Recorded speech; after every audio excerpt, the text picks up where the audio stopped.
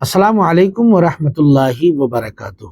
دوستو، بزرگوں، نماز میں جب ہم امام کے پیچھے ہوتے ہیں تو یہ مسئلہ اچھی طرح سے پتہ ہے کہ ہمیں امام کا ساتھ دینا پڑتا ہے۔ امام جیسے کرتے ہیں ہمیں بھی ویسا ہی کرنا پڑتا ہے۔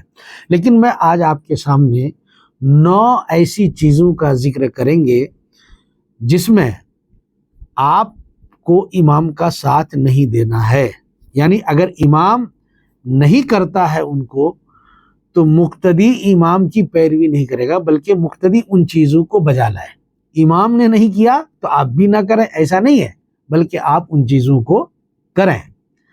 ان میں سے آپ نے صورت سمجھ میں آئی، یعنی اگر امام سے وہ چیز چھوٹ رہی ہے تو چھوٹ جانے دیجیے، اور آپ یہ مت سمجھیے کہ امام سے چھوٹ گئی تو ہم بھی نہیں پڑھیں گے، نہیں، بلکہ آپ اگر مقتدی ہیں، امام سے وہ چیز چھوٹ گئی ہے تو آپ ان چیزوں کو کریے۔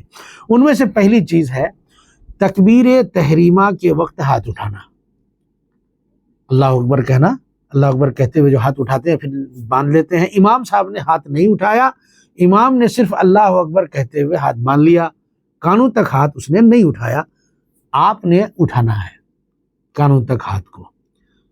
ایسے ہی ثنا پڑھنا، امام صاحب نے اگر ثنا نہیں پڑھا تو آپ ثنا پڑھیے۔ یہ کب ہوگا؟ جبکہ امام سورہ فاتحہ میں ہو اور قرأت آہستہ، یعنی سری قرأت میں، جہری قرأت میں نہیں، کیونکہ جہری قرأت میں آپ نے سننا ہے۔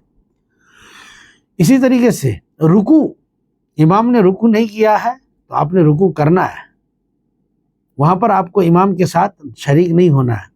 ایسے ہی سجود کی جو تکبیرات ہیں، سجدے کی جو تکبیر ہیں، یہ آپ نے بجا لانا ہے یا آپ نے کہنا ہے۔ امام صاحب نے نہیں کہا تو نہیں کہا، آپ نے کہنا۔ آپ نے کہنے کا مطلب یہ نہیں کہ آپ زور زور سے کہیں۔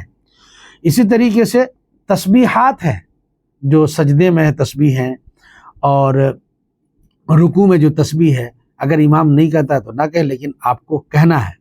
ایسے ہی تسمیع ہے، سمیع اللہ لمن حمدہ، آپ کو کہنا ہے۔ امام نے نہیں کہا، یوں ہی کھڑا ہو گیا تو ٹھیک ہے، کھڑا ہونے دیجیے، لیکن آپ کہیں گے۔ تشہد پڑھنا، تشہد پڑھنا ہے، امام نے اگر بھولے سے تشہد نہیں پڑھا تو نہ پڑھے، لیکن آپ نے پڑھنا ہے۔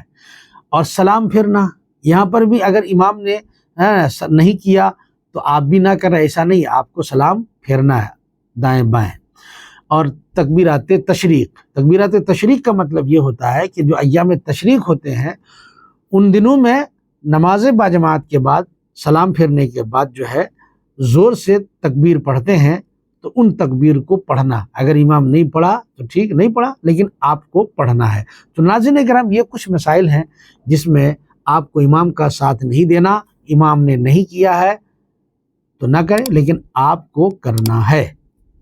امید ہے کہ آپ کو مسئلے کی جانکاری اچھی طرح سے ہوئی ہوگی۔ السلام علیکم ورحمۃ اللہ وبرکاتہ۔